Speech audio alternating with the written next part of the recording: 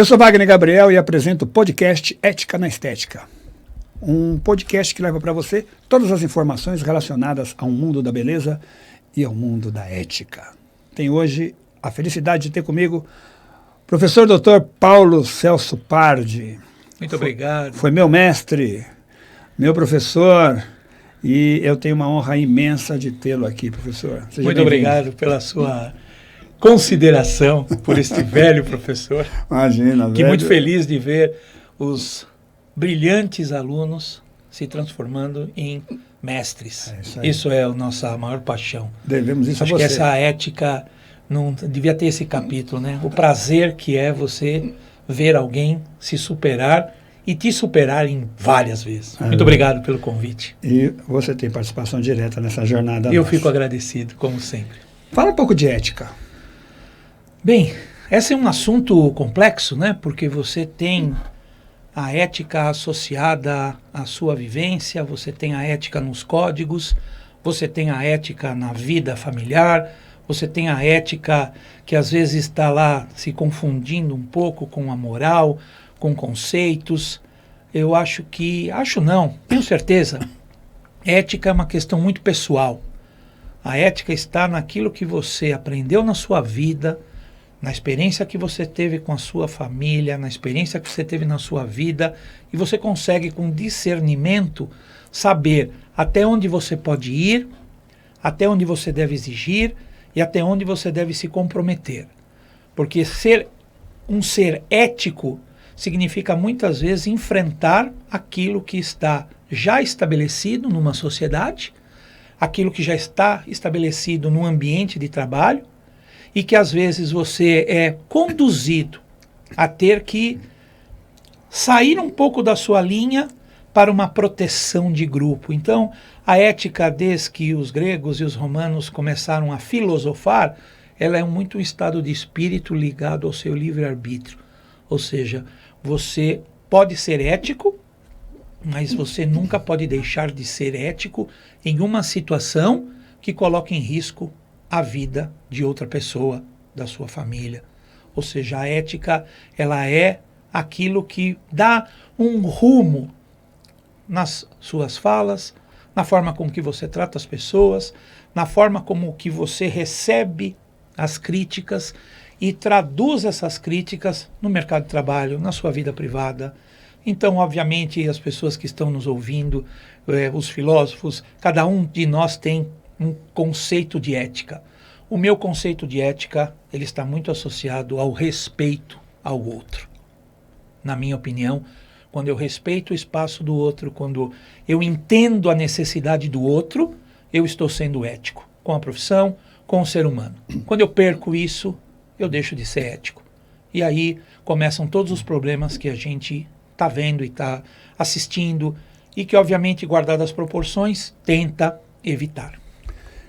Como é que anda, então, na sua visão, a ética na estética, dentro desse mundo bombardeado por modelos de beleza? Bem, Wagner, muitas pessoas talvez estejam me vendo aí pela primeira vez, muitas pessoas estão vendo e dizendo, puxa vida, o professor Paulo já foi meu professor, nós temos pessoas que nos amam, pessoas que nos odeiam, pessoas que nos tratam com indiferença, ou seja, a nossa vida sempre foi pautada por sempre respeitar o próximo. E um respeito pelo próximo na ética significa conhecimento. Para mim, que viu a estética nascer, que viu a estética dentro da biomedicina nascer, que viu a estética ganhar a força que ganha hoje, principalmente pela mídia, você vê que falta uma coisa. Falta ética. Falta moral. E o pior, falta conhecimento. As pessoas hoje estão usando o pouco de conhecimento que adquirem em um curso de final de semana, de 2 dias, de 3 dias, e já têm a coragem, na minha concepção, numa semana seguinte já se identificar como especialista. Porque vai no curso, compra o produto, compra o equipamento, compra o material, tem o certificado, e esses cursos custam muito, e nós damos muitos desses cursos mais básicos, mas você entende o que eu estou falando, a pessoa começa sem ter uma vivência, sem ter um conhecimento. Eu acredito muito que o que está faltando não é só a regulamentação.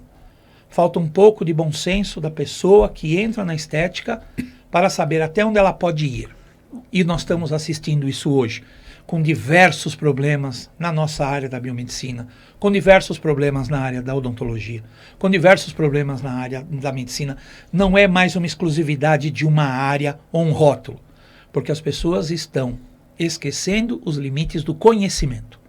Na área da saúde, não adianta discurso, nem fotografia, nem uma imagem bonita ou você conseguir se expressar de uma forma que convença o outro. Na saúde, precisa de ciência. Você precisa trabalhar com fatos para que a pessoa tenha o mínimo de segurança para fazer. Ou seja, estamos num momento muito delicado da estética no Brasil, no mundo, e no Brasil um boom.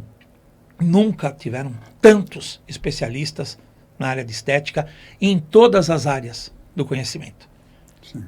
Ou seja, falta a pessoa ter a ética de saber até onde pode ir, como pode ir e se deve ir. Que essa é a discussão que os filósofos gostam, né? O que Quero, pode... devo ou posso? Quero, devo e posso. Essa tríade é o que você posso, devo, quero. E essa é a máxima de qualquer dos filósofos aí, né? Do mito da esfinge, né? Decifra-me ou te devoro. É isso. É isso aí. E tem muita gente que está sendo devorada. E com isso deixa um lastro para os outros profissionais sérios, sempre uma suspensão. É complexo. Sim. Como é que, na sua opinião, está a área de pesquisa dentro do mundo da estética? Uma vez que é uma área que movimenta milhões e milhões e milhões no mundo inteiro, em termos de dólares, de reais, enfim. No Brasil, você como um pesquisador, uma pessoa de ciência, um homem da ciência, você tem visto um pouco de preocupação nesse sentido por parte das universidades, por parte das empresas, em pesquisa na área de estética? Obviamente, você está perguntando para um amigo que milita na área da ciência há um bom tempo. Sim. E o que a gente percebe é que ainda é incipiente, mas já existe. Tem muitas faculdades onde tem o curso, porque hoje nós temos uma dicotomia. O curso de tecnólogo em estética, que forma um indivíduo fortemente na área tecnológica, na área de aplicação de equipamentos, e a estética que é formada pela biomedicina, pela farmácia, pela enfermagem, pela odontologia, que são mundos diferentes. O indivíduo que faz a estética na escola convencional, ele aprende a estética muito mais fora da faculdade do que dentro do seu currículo. E o cara profissional que faz a tecnologia, é um tecnólogo que tem muito mais habilidade com equipamentos do que tem esse indivíduo. O que eu percebo? Que vai acontecer, como já aconteceu hoje, os grandes grupos farmacêuticos adquirindo pequenas empresas que produzem fármacos, loções e associando ao seu portfólio, porque uma grande empresa você consegue ter o uso, que sejam dos bioestimuladores, que seja qualquer coisa ligada à estética. E isso vai gerar o quê? Que essas empresas, em um determinado tempo, como nós já vimos hoje em algumas empresas, ter indivíduos contratados para desenvolver pesquisas em modelos experimentais, para depois, de forma translacional, passar esses modelos experimentais para o mercado de trabalho. Então, hoje você tem empresas que não utilizam mais um modelo animal. Você tem hoje modelos citológicos, modelos bacterianos, que podem fazer a observação dos efeitos. Aliás, você, se me permite aqui lembrar, vivemos um mestrado profissional em farmácia, na antiga universidade onde nós estávamos, onde as pessoas conseguiam desenvolver protetores solares com pouco custo. E indivíduos que foram aí precursores no uso do própolis, precursores no uso de materiais, já pensando, mas nunca como o mercado de estética é hoje. O que eu sinto? Que falta pesquisa. Falta que essas empresas que produzem esses produtos comecem a ter centros de pesquisa para desenvolver trabalhos com seres humanos. Ou seja, a estética ela é de suma importância para talvez a coisa mais importante do ser humano, a sua estima. O indivíduo sem estima, sem autoestima, ele é um indivíduo deprimido, ele é um indivíduo que se sente fora da sociedade. E a estética colocou isso. Pessoas que não conseguiam se olhar no espelho com dismorfia ou com qualquer outra coisa, começou a ter a beleza de poder ver um botox, de poder ver um fio, de poder acabar com uma marca histológica, anatômica. Sim. Ou seja, a pesquisa com seres humanos é essencial para que você aprenda com os erros.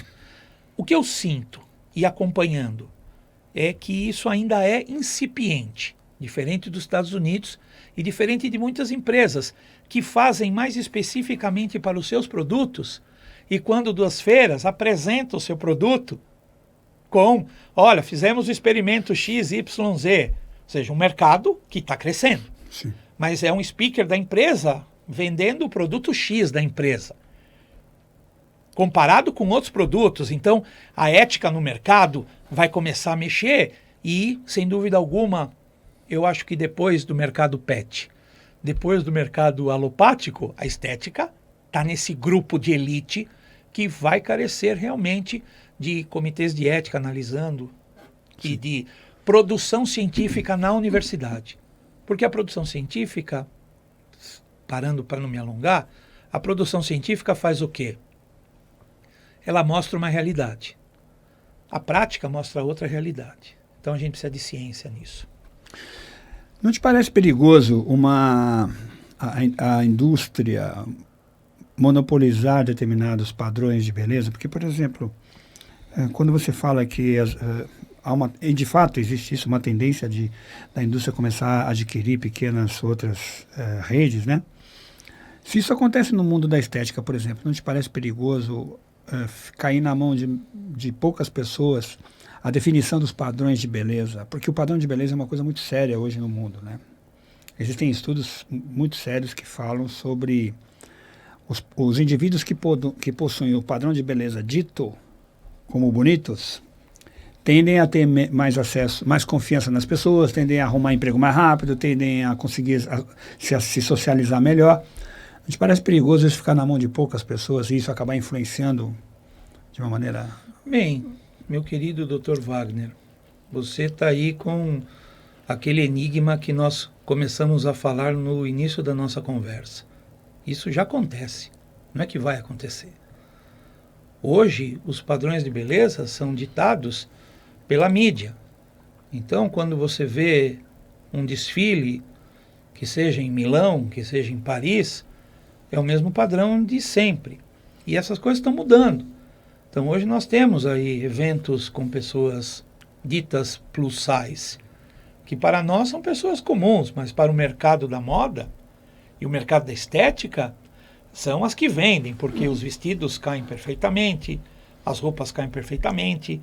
É óbvio que sempre teve o problema da monopolização, porque sempre a beleza criou um padrão que geneticamente, anatomicamente, nós sabemos que não existe.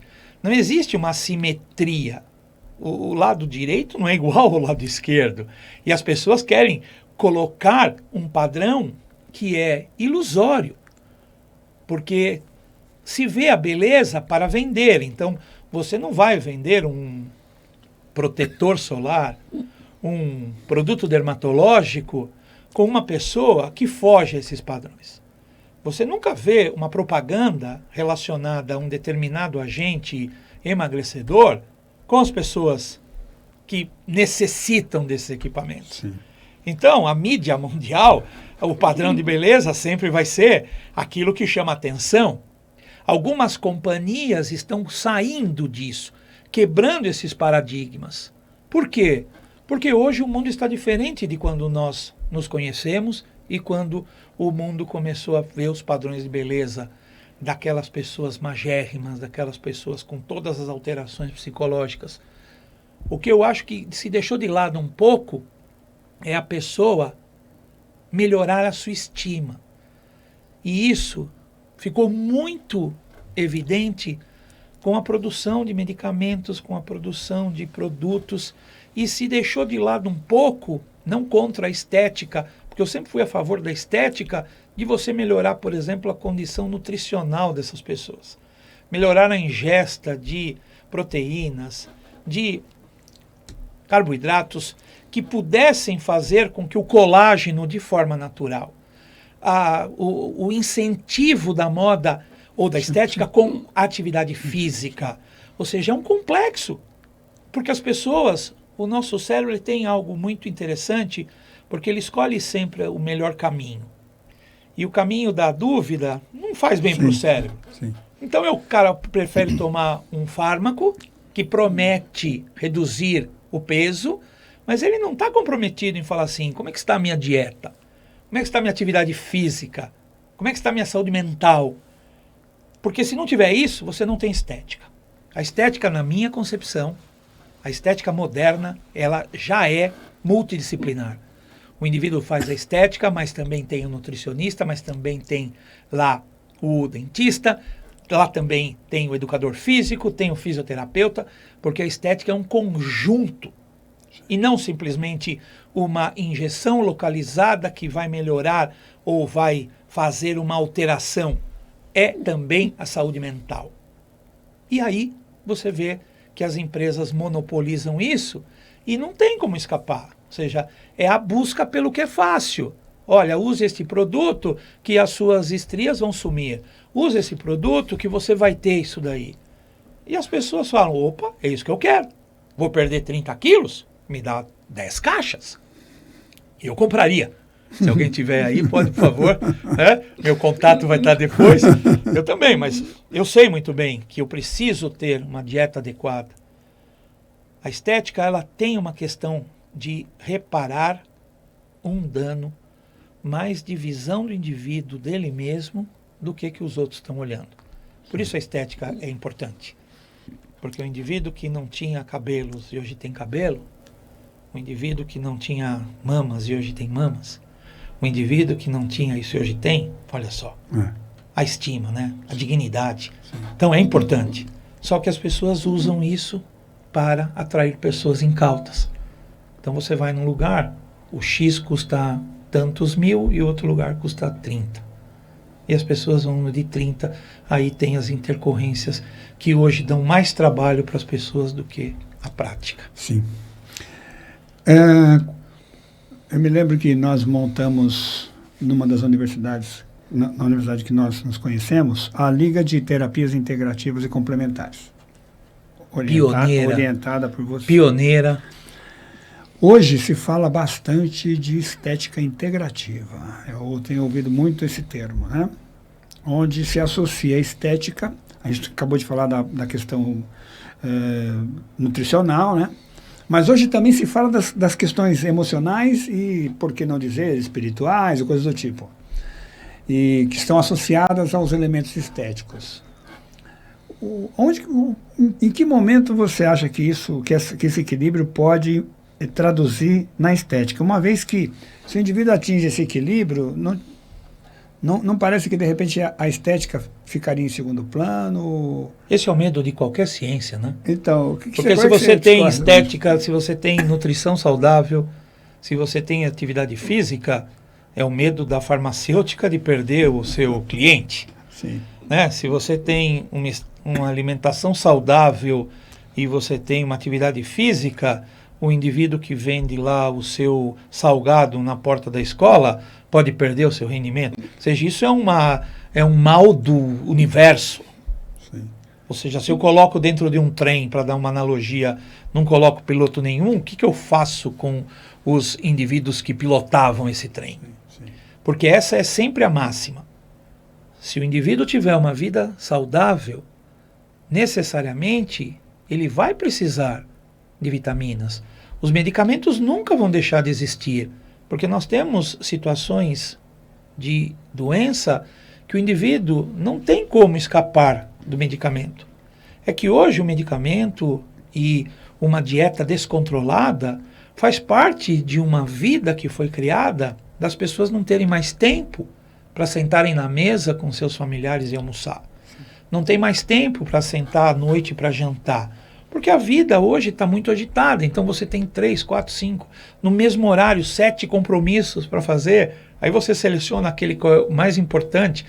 Ou seja, eu sempre falo isso para os alunos, o indivíduo que é inteligente, ele vai montar uma clínica integrada. Porque se ele não ganha na estética, ele vai ganhar na nutrição, ele vai ganhar na atividade física, ele vai ganhar. E quando o cara estiver na estética, na nutrição, ele vai falar, puxa vida, acho que eu vou precisar fazer uma levantadinha aqui. Ou seja, tem que se criar uma cultura e não acreditar que você vai deixar de lado uma ciência porque você está melhorando a qualidade de vida. É um negócio complexo, porque se eu trabalho com o indivíduo para diminuir uma determinada lesão e com isso eu uso um medicamento, quando o indivíduo tem lá, puxa vida, tem um nariz que ele não está contente com o nariz. Ele precisa fazer. Ele não está contente com o lábio. Isso independe dele ter uma atividade física adequada, independe dele ter uma nutrição adequada. Sim. É mais uma questão de educação. Até onde chegar? Eu assisti a semana passada uma palestra de um amigo, né, num congresso, onde ele fez lá, pegou um indivíduo com pênis e fez uma vagina. Olha onde nós chegamos, ou seja, para que a pessoa possa ter a sua dignidade. Então nunca vai deixar de existir um fármaco, nunca vai deixar de existir uma nutrição. O que precisa é ser estimulado isso. Porque nós sabemos que mesmo uma nutrição saudável, uma atividade física saudável, o indivíduo vai precisar, em algum momento, melhorar a sua autoestima. É uma questão que vai ter uma quebra de paradigma. O quanto você vai deixar de cuidar do indivíduo da forma alimentar ou da forma da educação física ou da atividade física em detrimento de um medicamento. É o que nós assistimos hoje. Sim. As crianças para dormir precisam de medicamento, as crianças para acordar, os adultos precisam de medicamento, as pessoas para terem uma atividade intestinal adequada precisam de medicamento. Ou seja, o medicamento ficou muito fácil. Ficou muito fácil. Os cremes ficaram muito fácil. Os protetores solares ficaram muito fácil. Hoje está muito fácil. O mais difícil é você fazer um fio, fazer um botox, fazer um bioestimulador, que hoje a gente vê, se não for feito por uma pessoa adequada, não importa você ter uma nutrição ou uma atividade física. Porque muitas das pessoas que procuram não são pessoas que, por acaso, necessitem de uma nutrição adequada ou de uma atividade física adequada. As pessoas que procuram estética são pessoas já que têm um porte, que têm saúde, mas que desejam uma mudança para se sentirem bem. Não é o outro, é ela. Existem alguns paradoxos que a gente convive dentro da estética. Por exemplo, quando uma pessoa está com alguma inflamação, está com alguma doença, algum problema, ela procura o médico, ela procura o dentista e esse profissional então vai tirar a inflamação dela, vai prescrever medicamento, vai dar uma terapêutica para remover a inflamação que aquela pessoa tem. Na estética, basicamente todos os procedimentos são baseados em inflamação. Então, alguns costumam dizer assim, que a estética é um prêmio para quem é saudável, né? Mas quem é saudável hoje em dia, né? Então, como é que na sua visão a gente pode chegar a um consenso? Por exemplo, uma pessoa que já chega inflamada no consultório de estética, como inflamado com uma diabetes, com uma artrite, com uma asma, com uma doença autoimune qualquer. Como é que o profissional de estética, na sua visão hoje, deve tratar essa pessoa? Ela precisa de uma parceria com algum profissional da medicina? Ela pode ter, ela precisa se preocupar em fazer uma anamnese melhor, pedir exame? Como é que você vê? Porque as pessoas que têm que chegam inflamadas e às vezes nem sabem que chegam, elas também têm o direito a mexer com essa parte da autoestima dela, não tem? E você tocou na coisa que eu mais discuto. Apesar de não ser um indivíduo da mídia falando isso constantemente, eu tento falar isso com os meus amigos e alunos, vamos voltar um pouco naquilo que você falou. O indivíduo chega na sua clínica com um quadro que ele pode ou não te falar. Ele pode ou não te falar. Sim. Depende do indivíduo da clínica estar preparado para buscar na anamnese aquilo que ele não está te falando. Por isso que nós precisamos rever os currículos, os conteúdos e a forma com que nós estamos formando os nossos profissionais hoje. Vou falar da minha área, que é a biomedicina. Não vou falar da farmácia, da nutrição, que são áreas de outros profissionais. Na biomedicina, nós somos treinados, nós nos aprofundamos nas questões clínico-laboratoriais. Nós conhecemos os exames laboratoriais. Nós desenvolvemos exames laboratoriais. Nós somos uma profissão com mais de 35 habilitações dentro da sua formação. A formação mais importante que nós temos é a de análises clínicas ou patologia clínica.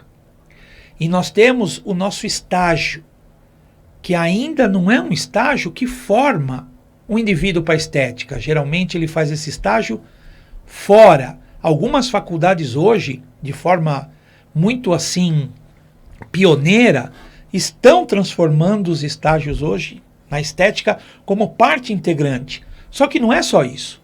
Nós precisamos mudar a preparação do indivíduo. Porque você na clínica, quando faz a anamnese desse indivíduo, e você conhece os medicamentos que você está usando e os produtos farmacologicamente, é da responsabilidade você saber se aquilo vai causar uma interação ou não com o medicamento que o indivíduo toma. Nós precisamos mudar o conceito porque nós somos profundamente estudiosos da microbiologia, da parasitologia, da imunologia, da genética, da hematologia, mas não fomos treinados para a clínica, para poder observar uma lesão e interpretar essa lesão. Porque aí você começa a entrar em áreas que podem criar complicação, como a gente vê. Ou seja, você vai fazer um microagulhamento, você vai fazer um peeling no indivíduo que tem uma lesão que você duvida, porque aí vem da ética, você é o profissional que está lá. E o que a gente está vendo hoje? Que em detrimento disso, do pagamento, do retorno, as pessoas cometem alguns equívocos que podem causar danos. Então, quando o indivíduo chega inflamado ou chega com alguma alteração, é da responsabilidade do indivíduo que está lá estar preparado para interpretar, fazer a anamnese e até ter a coragem de falar assim, ó, primeiro você vai se cuidar, tá aqui, eu vou lhe indicar o médico X, que é nosso amigo, faça lá os exames, volte lá, porque na hora que você diminuir isso, nós vamos fazer esse procedimento. Ou seja, isso é a ética. Porque hoje nós temos indivíduos da estética plenamente nos seus poderes dentro das suas profissões, preparando as suas soluções, preparando os seus produtos de umectantes, hidratantes, ou seja, o indivíduo, as profissões começam a adentrar no terreno uma da outra, não é porque falta legislação, porque existem os códigos de éticas, existe até onde você pode ir ou até onde você não pode ir. O que falta? Preparar melhor. Ou seja, você quer ser um profissional da estética? Faça então uma residência, faça então um mestrado, um doutorado, me mostre aí capacidade. Você vê os nossos amigos médicos, tem que fazer uma residência, tem que fazer uma especialização, isso tem que ser usual, como é na odontologia, como é na enfermagem, tem que ser usual. Ou seja, você quer se tornar um especialista? Se interne numa clínica para fazer isso, ou seja, o regime de internato serve para isso. Porque o cara recebe uma carga de 6 anos, 4 anos, 5 anos de conhecimento, às vezes fragmentado, e é colocado diante do paciente. E quando você trata com um paciente onde você vai fazer ou que seja pouco invasivo ou invasivo dentro da sua qualificação profissional, você precisa ter conhecimento. Não adianta você ser só uma face bonita. Você precisa olhar para aquele paciente, você precisa ter noção clínica, tanto da intercorrência, porque o indivíduo pode estar lá num procedimento, ter uma parada cardiorrespiratória.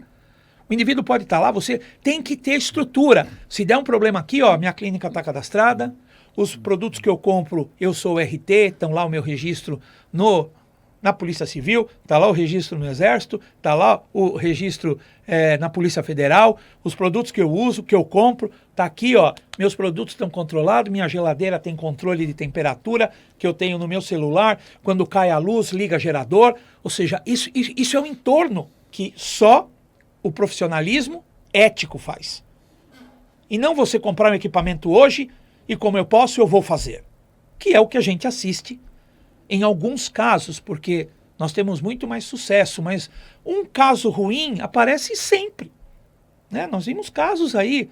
Obviamente, você sempre vai perguntar, você tem alergia a alguma coisa? Quem já foi no médico? Ou não, você tem alergia a algum medicamento? Eu sempre respondo, até o momento não. Uhum.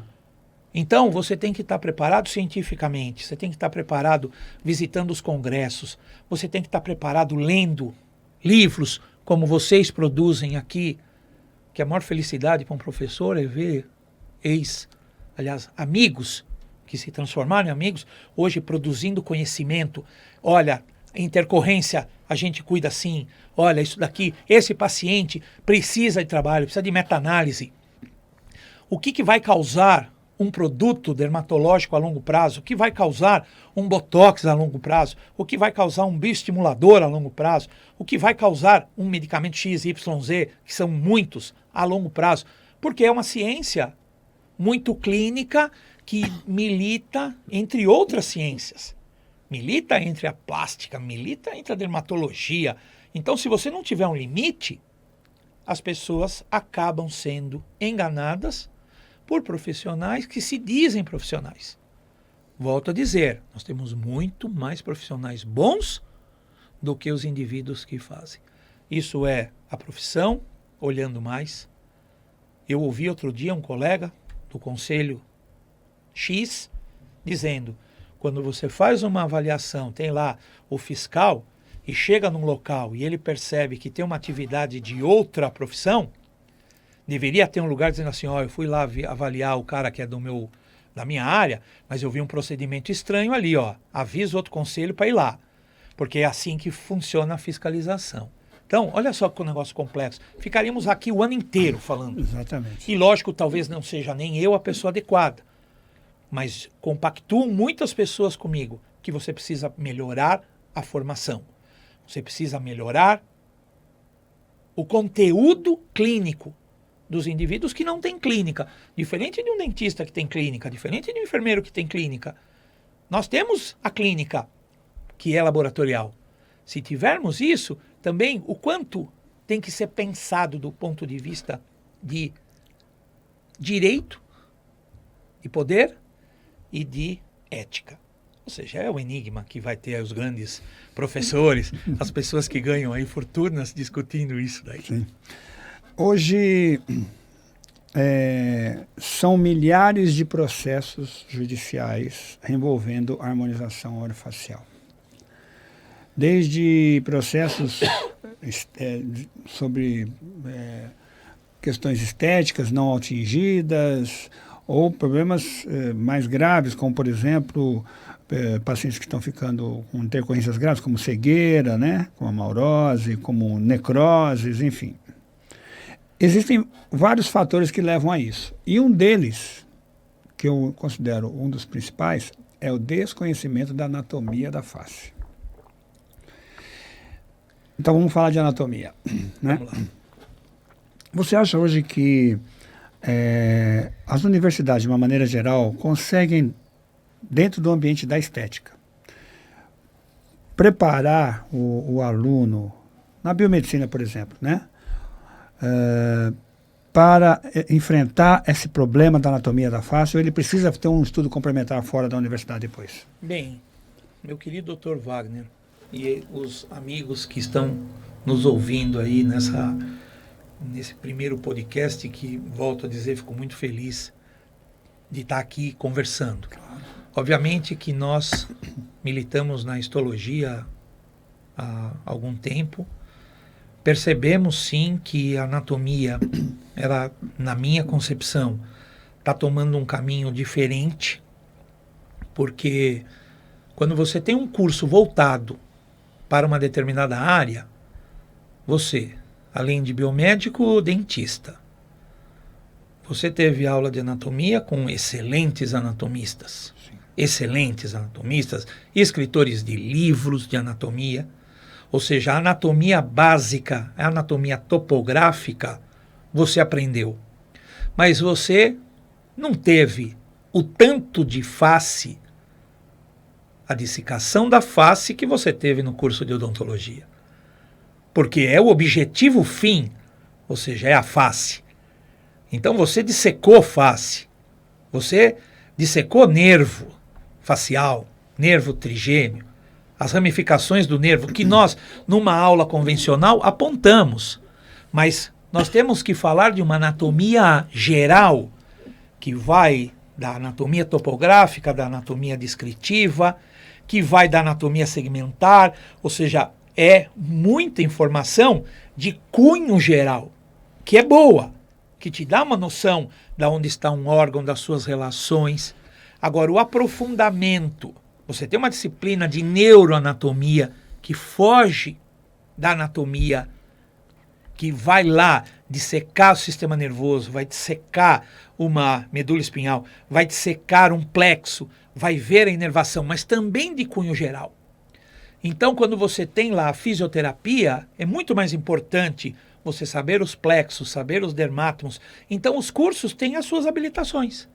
Agora, quando nós falamos de uma estética que é para todo mundo, eu acho que isso ou se torna uma característica dentro do currículo para formar o indivíduo, ou se não, tem que ser feito numa atividade complementar.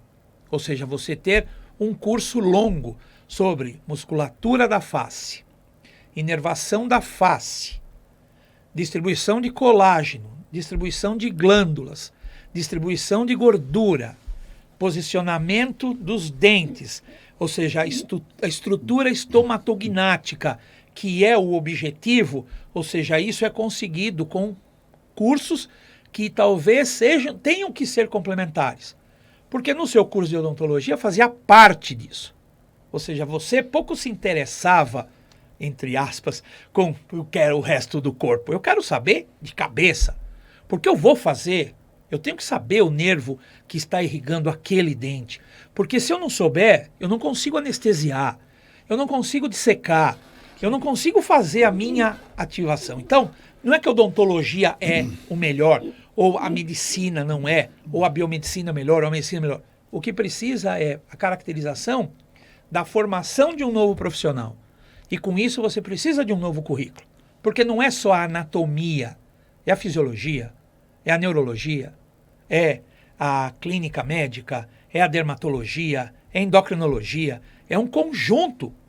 Porque você vai atingir vasos, você vai atingir artérias, veias, você vai atingir nervos. Quais são as maiores intercorrências? É justamente quando o indivíduo faz a aplicação em áreas que podem correr riscos, que são facilmente necrosantes, que é o que acontece.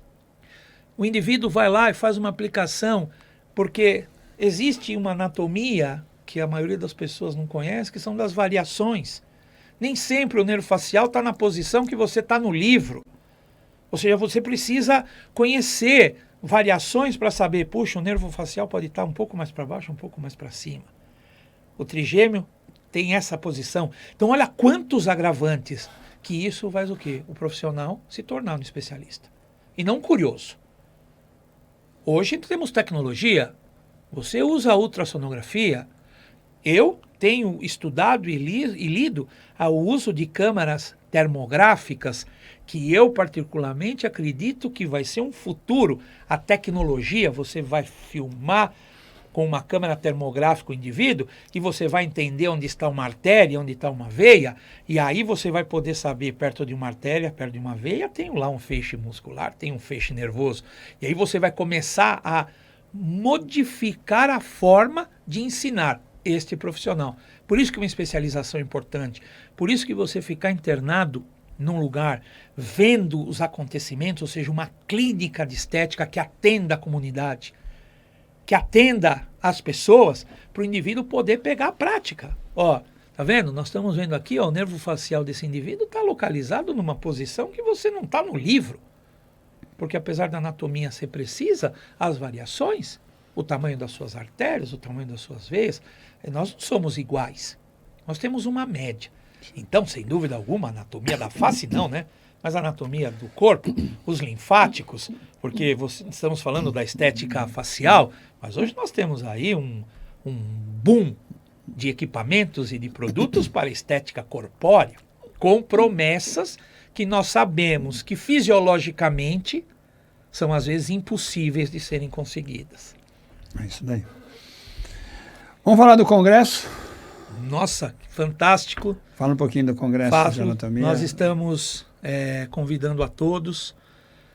Tivemos a honra no último Congresso Brasileiro de Anatomia de trazermos o Congresso para a cidade de Guarulhos, para que a gente possa ser o epicentro da anatomia de 14 a 17 de novembro, com o apoio de várias instituições, inclusive a instituição da onde eu sou oriundo, que é o Centro Universitário INIAC, com o apoio do Centro Universitário FIG Unimesp, com o apoio das universidades parceiras e que estão aqui na cidade, mas essas duas com mais ação para podermos fazer um congresso que será o 30º Congresso Brasileiro de Anatomia, onde teremos especialistas em todas as áreas de anatomia, a anatomia humana, a anatomia animal, a anatomia odontológica e uma novidade, a criação do primeiro congresso, aliás, primeiro simpósio de anatomia aplicada à estética, onde o professor Wagner é um dos convidados para ser o palestrante. A nossa plataforma para as inscrições, você entra no Deutsch, que é uma plataforma de inscrições, 30º Congresso Brasileiro de Anatomia, você vai conseguir ver as inscrições, a nossa programação com pessoas de altíssimo gabarito, não só do Brasil, mas todos os nossos irmãos da América Latina, Peru, Venezuela, Chile, Argentina, Equador. Vamos ter muita gente boa. Junto com o Congresso Brasileiro, nós temos congressos internacionais que estão acontecendo, junto com a Associação Pan-Americana de Anatomia, com a Sociedade Chilena de Morfologia do Cono Sur, com o Congresso de Bioestrutura, com o Congresso de Morfologia Clínica, ou seja, nós estamos fazendo um congresso internacional que tem como fim congregar pessoas. Num momento desse muito interessante, aonde nós acreditamos que a ciência é a solução para muitos dos problemas. Nós vamos realizar esse evento no auditório Guimarães Rosa, que o Centro Universitário FIG Uniesp, que é um local adequado para isso, e vamos receber todos de braços abertos. Nós no INIAC estamos nos empenhando muito e recebendo apoio irrestrito para esse congresso. E no mais, é um congresso onde vamos ter pela primeira vez uma arena para treinamento de anatomia por videolaparoscopia. Nós estamos aí inovando, vamos ter vários cursos de dissecação de face, vai ter um curso online de dissecação mostrando a dissecação em um cadáver fresco e os nossos parceiros, que são muitos e que eu vou deixar com o Dr. Wagner para que ele possa divulgar aí. Nos procure, venha para a anatomia, que o nosso slogan é: como todo mundo passa por aqui, a anatomia em novembro vai passar por aqui, sendo o maior congresso de anatomia da América Latina. E da qual eu tenho muita honra de ter sido convidado por você e participar, e com certeza vai ser um evento, estar dentro. É um evento de amigos, é um evento receptivo, é um evento que nós estamos fazendo tentando apoiar os nossos alunos pelo Brasil, com diminuição de custos, o máximo que nós podemos chegar para fazer um congresso muito mais científico do que pirotécnico. Então, nós nos preocupamos, a coordenação da comissão científica, as pessoas que estão atuando comigo, e aqui um abraço ao professor Henrique Barros, que é o presidente da Sociedade Brasileira de Anatomia, dentista de Alagoas, faz parte do CRO de Alagoas, um professor brilhante e que também está organizando dentro do SBA, Sociedade Brasileira de Anatomia, um curso em dezembro chamado Anatomy in USA, aonde nós vamos estar lá de dia 13 ao dia 17, se não me falha a memória, dando um curso de anatomia em cadáver fresco, aonde vamos ter aí vários colegas do nosso congresso que vão estar junto. Então são vários eventos de anatomia. Um abraço ao Dr. Henrique e à comissão que está trabalhando comigo, pessoas fantásticas que estão dedicando seu tempo, dedicando o seu amor, porque eu acho que ética é amor também. Ética é você respeitar o próximo. Nós vivemos num país, num momento de que a imagem está valendo mais do que você ter um aperto de mão. Eu acho que isso vai começar a melhorar na hora que podcasts como esse começar a mostrar e trazer pessoas melhores do que nós para falar, convidar pessoas do Conselho Regional de Biomedicina, do Conselho Regional de Odontologia, para eles poderem falar, como você falou, hoje as maiores reclamações dentro dos conselhos é ligado à estética. Mas de longe, a estética é 80%, 90%. Como você falou, é um procedimento que o cara falou que ia ser feito e não fez. É uma intercorrência que criou uma necrose de lábio, que criou uma necrose de nariz, que criou uma necrose de orelha, que criou uma necrose de glúteo, ou seja, são muitas intercorrências. Então, ou nós freamos isso com educação, com ciência, com cultura, com divulgação, dizendo, gente, procure o profissional adequado. Você vai falar com um profissional X, procure lá no CR que ele pertence, se ele é um indivíduo cadastrado, se ele tem uma especialidade, porque é assim que nós temos que ter. Nós temos que ir os bons exemplos, e a medicina dá bom exemplo. O especialista é um especialista. Ele está lá registrado. Você tem um certificado, como é a odontologia. Você não é especialista de qualquer coisa, não. Você é um especialista, entra no conselho e ele te dá um registro. E a biomedicina tem lutado muito.